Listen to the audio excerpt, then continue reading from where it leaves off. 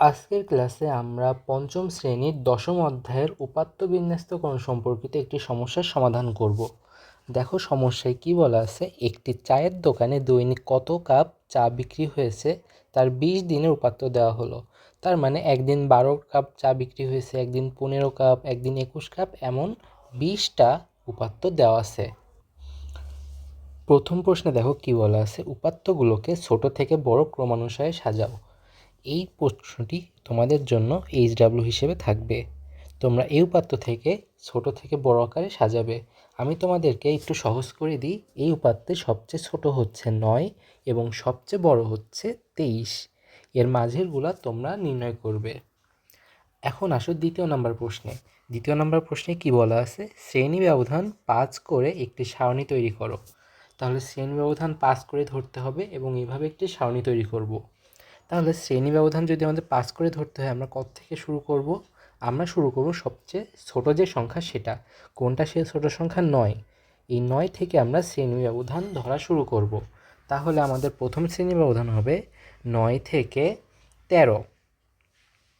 তারপরেরটা হবে আমাদের 14 থেকে 18 এবং তারপরে সর্বশেষ যেটা হবে সেটি হচ্ছে 19 থেকে 23।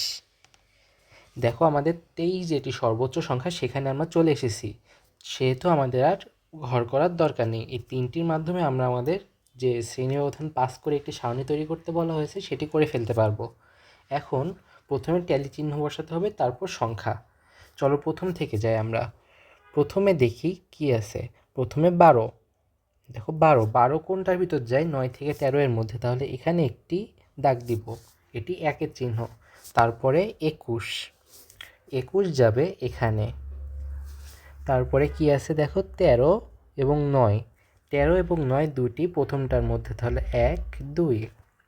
তারপরে 22 এবং 23 দুইটি যাবে সর্বশেষ ঘরে, 22 23। তারপরে 12 এবং 15, 12 যাবে দেখো এই ঘরে এবং 15 যাবে এই ঘরে।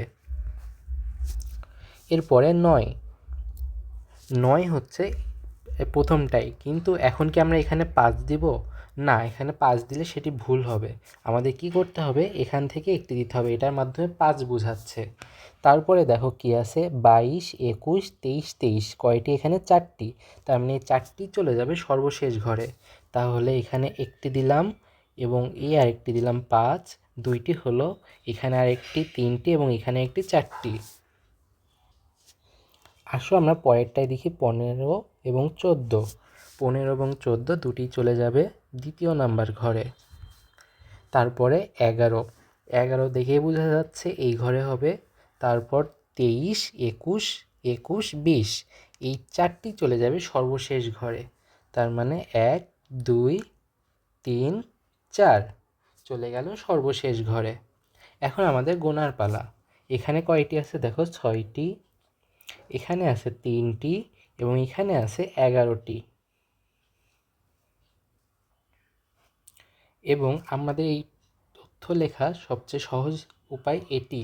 এবং এখানে আমাদের তথ্যগুলো সব ঠিক আছে কিনা সেটা আমরা কিভাবে জানব?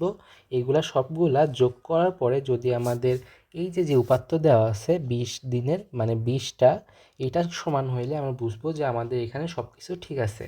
তাহলে চলো দেখি, 11 এবং 3 14 এবং 6 20, তার মানে এখানে 20 মোট। এবং আমাদের এই তথ্য সবচেয়ে ঠিক আছে।